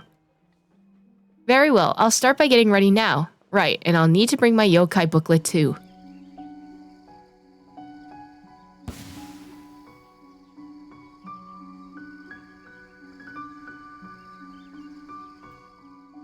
Oh, kind and generous Yoroi, and all the other Tanuki. I promise I'll bring you lots of treats next time, so please let me go this once. And here I thought you were a fast runner, little Nekomata. Yet you can't even catch a few little tanuki? Youth these days, no discipline at all. Kirara, what the fuck is happening? Oh, the hide-and-seek master has shown himself. Ask him for lessons. Traveler, please help me reason with Yoroi. I really don't have time to play today. I've got a whole pile of deliveries left. Every time a delivery takes me through Chinchu Forest, Yoroi stops me and has me play hide and seek with Lil Tanuki. It's fun to play with them every now and then, but when it's every single time, well, I'm on the clock. You know what? You should get compensation from your boss because this is a roadblock. So they should pay you. After all, it's not like I can just sit around here all day, every day like Yoroi. He's literally stoned! I don't think he would sit around here either! You insolent little Nekomata! I am Ioroi, hidden protector of the grove. It is a most heavy responsibility I bear. What do you mean, sit around here? Do you mean to say that I am idle? I mean, yes, you're literally a rock. A heavy responsibility, huh? True enough, you're pretty heavy now that you're a big old rock. But that's not the point. Hurry up and lift the barrier spell or I'm gonna be late delivering my packages. Why are young yokai all so impetuous? Did you really think I'd hinder your duties? Yobu Koban, has the package been delivered?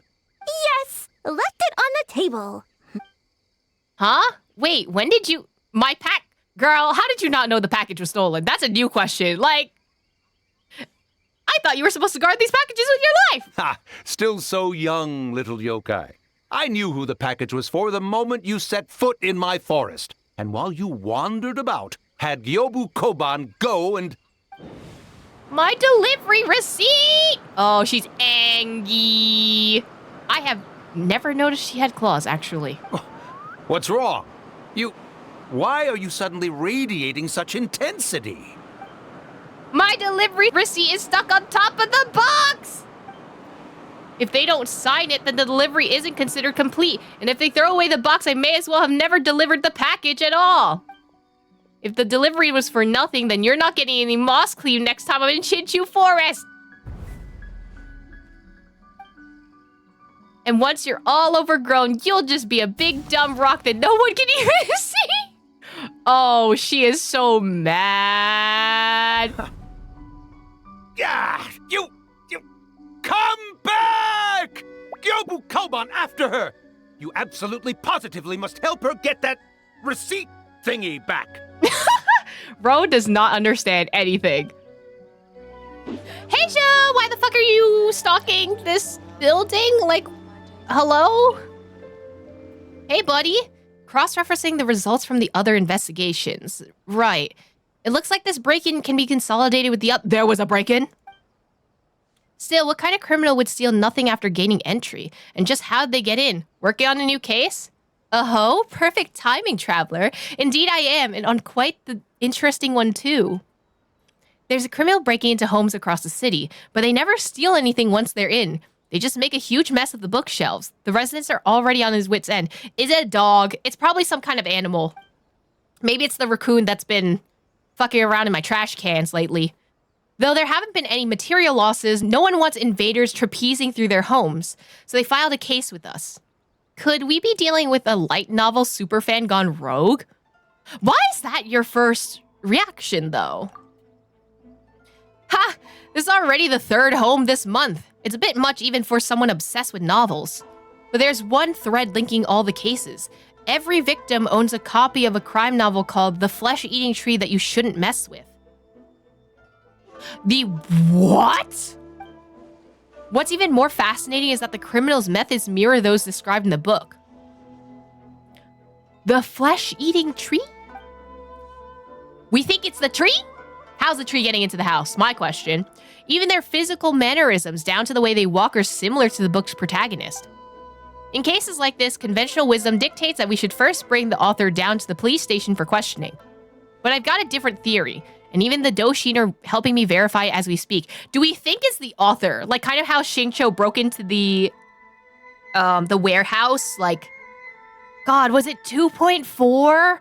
I think it was 2.4 to like, you know, see all the books and stuff.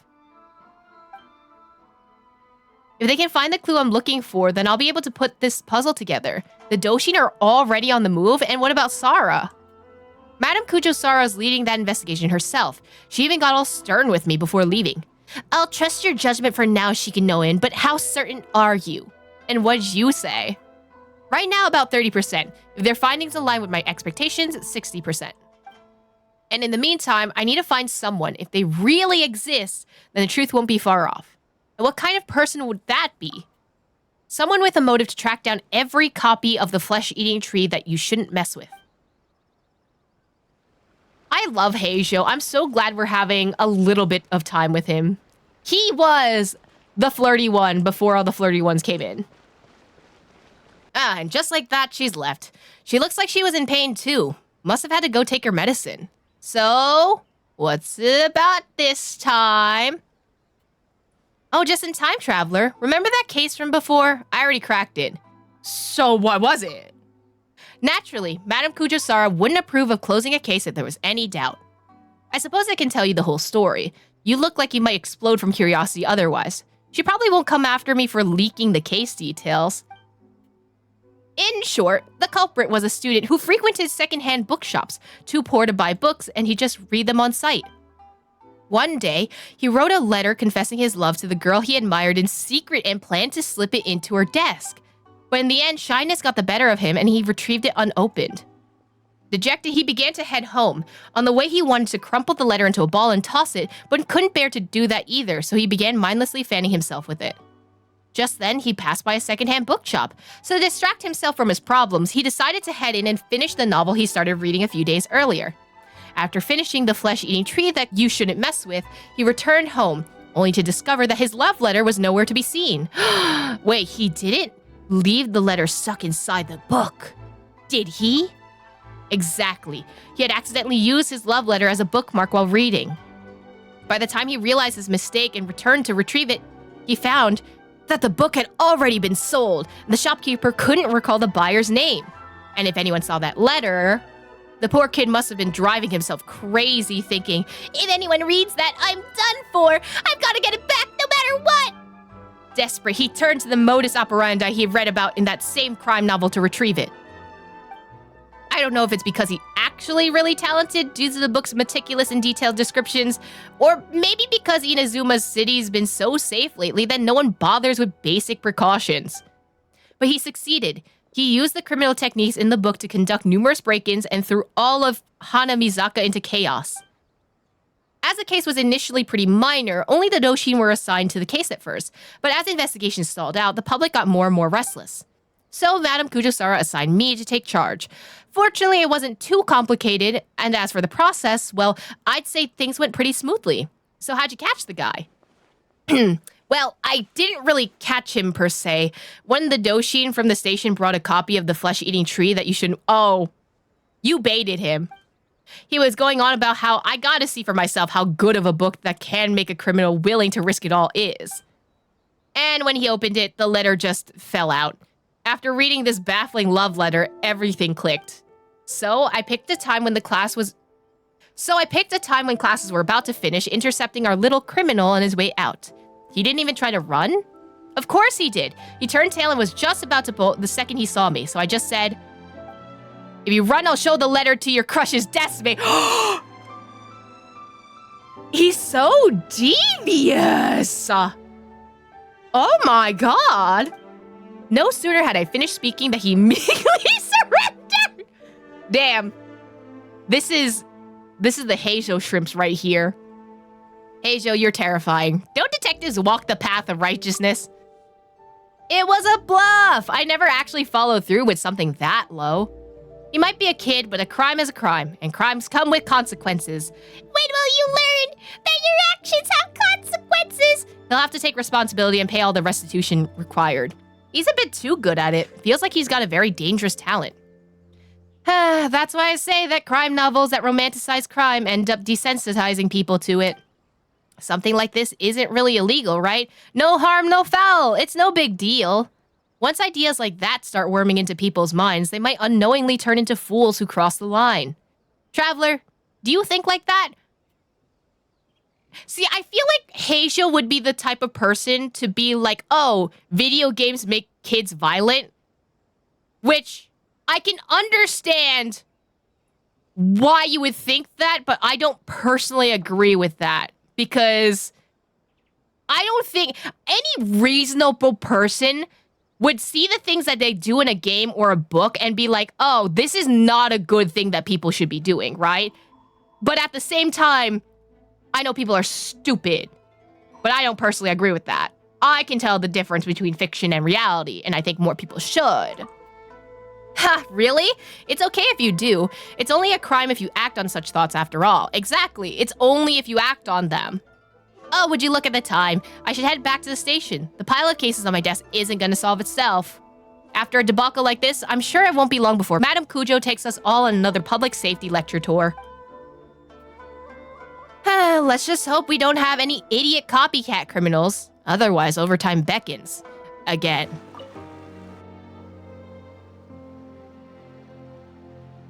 Bro is gazing out into the distance, and for what? Looks like another uneventful day in Hanamizaka. Well, since I'm already out and about, I might as well grab a quick bite before reporting back to Madame Kujo. Gotcha, Detective Slacker.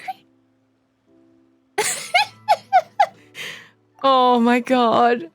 But on the contrary, I've just finished my work as a doshin. My work as a detective has not yet begun. That accusation was almost too flimsy to bother refuting. Semantics. So when does the case cracking start? Now actually, I wasn't joking. Recently, a group of shady peddlers have been hawking illicit potions all over Hanamizaka. Oh, there's a new plot now? They used to be a legitimate vendor, but they've gone rogue for some reason. They couldn't... What if they're just copycats and just saying like, oh, we're actually the seller when they're just, you know, fakes? They're using their legal businesses as a cover to lead us in circles. The Doshin have been on it for ages without finding anything conclusive. So I plan to break this case wide open, my way. Need help? We can team up. Appreciate it, but this case isn't nearly serious enough to warrant you getting involved. Sango and the others have been conducting a covert investigation for some time now. They've already got most of the evidence. Now, it's my turn. Man, I miss Heizou so much. He's so dramatic. It'll be a cinch for the great Detective Heizou. Case as good as closed. Now that's a welcome sentiment, traveler.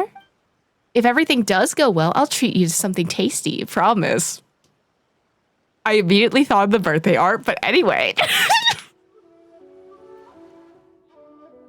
Quite the slippery bunch, but there's no such thing as a deed that leaves no trace. How's the case coming along? I seem to have run into a minor snag. They're a bit sharper than I anticipated. Not only do they have a whole pile of middlemen who don't even know each other, but their sales channels are all one way. And it's time to find a new angle.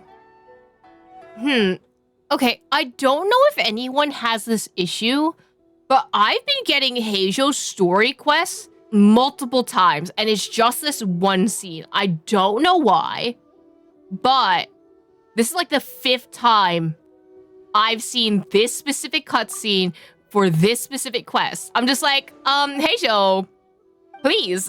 It's crazy that out of everything I've done so far, Sayu is the last one. I cannot believe Genshin Impact would specifically target me, the Sayu lover, and deny me this interaction! Is that my Why is get the fuck away from her? Get away from my child! Why are you with her? I see. So no ninjutsu can disguise someone as a potion bottle after all. But think about it, a human-sized bottle. Now wouldn't that be an eye-catching sight? Really? But making a ninja gadget like that would take forever. And it'd be a real pain, too. Don't swindle my baby! What are you doing trying to sell this toy? What scheme are you cooking up? Traveler, what brings you here? Get away from her! Sayu, what is she pushing on you? I ran into Dory while I was shopping, and she dragged me into helping film an advertisement. Girlie, is she paying you for the advertisement? If she's not, we get away from this, okay? She talked so fast, I couldn't even get a word in, and bought me lots of snacks and drinks, so I've been listening to her talk this whole time. This little potion is nothing less than the newest, most valuable treasure in Lord Sangama Bay's portfolio. Behold, feast your eyes on the ultra-amazing miracle tonic guaranteed to make you taller with zero effort. The name's a guaranteed mouthful, never mind the potion. Come on, customers these days don't have the patience for in-depth pamphlets or detailed explanations. I hate that you're right, but also... So I just crammed everything they need to know about the potion and its effects into the name. It's a bit long, sure, but it gets the point across loud and clear. Sounds nice, but I don't have any more. The Shrine Maiden took all my allowance. Huh? Why? That's literally wage theft, girly pop. My poor child, I haven't seen her in years. The Shrine Maiden's mistreating her. Her getting swindled by Dory. I'm so upset. No, not at all. It's just for safekeeping. If I need money, I can ask her for it. Okay, that's less bad. I've never really understood budgeting and always spent too fast. So, by the end of the month, I never had anything left. Oh, that's me? Once the Shrine Maiden found out, she insisted on helping me do, an audit. Then she sat me down and went through my expenses all night long. Turns out, I keep buying random stuff, none of which I can actually use. My house is stuffed full of unopened Komaniya Express packages. So you're into the fast consumerism. I understand. She helped me go through them and discovered 5 different types of height-boosting medicines, 6 kinds of nutritional supplements, and a whole bunch of different shoes and insoles. So she said that starting this month, she'll manage my stipend. If I want to buy something, I have to ask her first. No more impulse buying. That's pretty smart. Ahem, so Miss Ninja, hypothetically, and I do mean hypothetically, if you were to tell that kind Shrine Maiden you wish to purchase my potion, she would never approve of the expense. Who lets Sayu buy that kind of potion? I would never let you. Please, traveler, such harsh language. Are you implying that I, Lord Sangama Bay, am lying? Yes. Yes. What if I am? But of course, in matters of business, would I ever? You just aren't telling the truth. Traveler, how could you? Is that really how you see me? You know, that I'm neither the largest nor fastest of felines. You're not a cheetah, you're not a lion. Don't even think about using corny jokes to weasel out of this. Yeah, you're not Cyno. Living up to your name and fame, traveler. To be so well versed in such knowledge, you are well traveled indeed. Or I've listened to one too many puns and now I can spot it from a mile away. Fine, forget it. Miss Ninja, since Traveler is your friend, allow me to make you a special offer. She's about to buy it too. With Traveler here and acting all familiar with Sayu, I can't mark it up. Yeah, you better fucking not. You don't treat my girly pop like that, all right? As long as you're willing to help me make the ad, this potion is on the house. Yes, that's the ticket. Short-term loss, long-term profit. Once sales take off, I'll earn every mora back a dozen times over.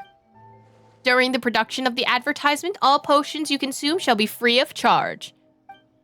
And that's not all. Traveler, here, Take this bottle. A free sample. Did I hear the word free escape from your lips? That's crazy. For what prize? Really?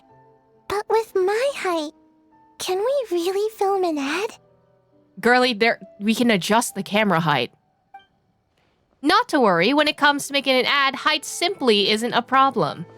All you need to do is use your ninjutsu and poof, turn yourself into a potion bottle and then burst open with another big poof. And then potion bottles will come raining down from the sky. Now that will wow audiences for sure. I can't do that with my ninjutsu. No problem! I managed to hire a magician from Fontaine to help. Lyney! Which one? Which one is corroborating you with your schemes? We'll film the ad together and soon it'll be seen all across to that. Then I need to go ask for some time off. I've been working so hard lately, she'll definitely approve it. Oh my god. You stay away from my baby, okay? Then I need to go ask for some time off. I've been working so... Oh, my baby, my child, I love you. Ah, you are so cute, I miss you. Fuck did we get? Ugh, what is this? Ultra amazing miracle tonic guaranteed to make you taller with zero effort. A miracle tonic obtained by Dory. It seems a little suspicious. Could growing taller really be this easy? No, because we literally hung out with her the entire time and we have not been able to make her taller, like at all. So, anyway, I protect this child with my life. No one hurt her, okay? Thank you. Well, well, what do you know? Help can come from unexpected corners. Still, at least the case is closed. Now as for Madame Kujisara, how should I go over this in the debriefing? Cracked it already? Nothing less than I expected of you, Heizou. You flatter me. If it weren't for Miss Dory's assistance, it would have been a real headache. Oh, is the reason why I was getting that glitch because of Sayu's story quest being the last one I could get? That's crazy. Dory, what the fuck did she do? You know, I just got a potion from her. A potion from Miss Dory? Oh, that would be the ultra amazing miracle tonic guaranteed to make you taller with zero effort, right? I've heard of it. Her name's been on the Sanrio Commission's watch list for ages, and we've already tested the potion. It's harmless herbal mix, and the herbs themselves are healthy, so it technically does boost growth. Wait a minute, you mean she wasn't lying? You should take a closer look at her tagline. It's an ultra amazing miracle tonic guaranteed to make you taller with zero effort. Did she mention anywhere how long it would take to grow taller? Bingo! Drinking it might promote growth over time, but as for how long you'd have to drink it before you saw results, who can say?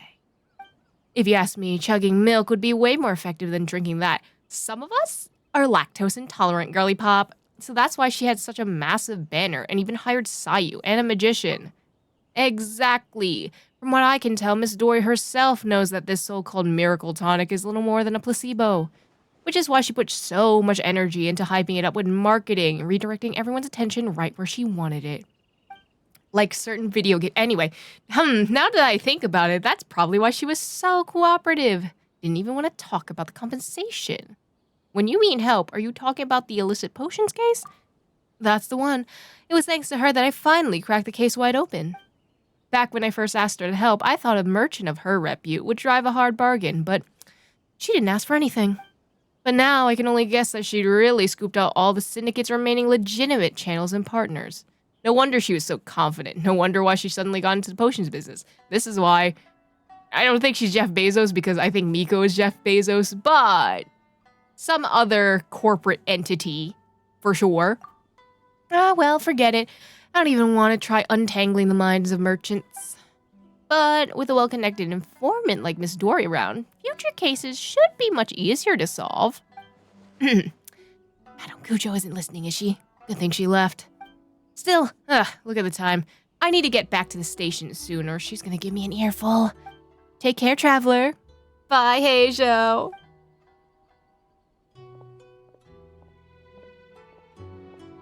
There he goes. But remember, No crimes, okay? Can't. Depends on what you mean by crimes, because technically we broke a law in Fontaine, but that's a whole other thing. Okay, don't worry about it. But I'll see you like in 300 years because Hoyoverse never actually lets you out of the basement for that long. Honestly, this time around's anecdotes were pretty fucking good. They actually tied into some stuff that's like going to be happening in Non-Cry, and also like, I think at least you're seeing more of the characters interact with each other, like on a Teyvat level. It's not just people within each region, but it's also people like crossing over to different areas, like Thoma and Kaya, or like Mitsuki and Layla, and you're seeing all these other people interact. It's so good, and I'm so glad they brought back the anecdotes. Once again, my favorite characters getting snubbed and only getting like basically one each. Sad. But you know what? That's more screen time than they usually have, okay?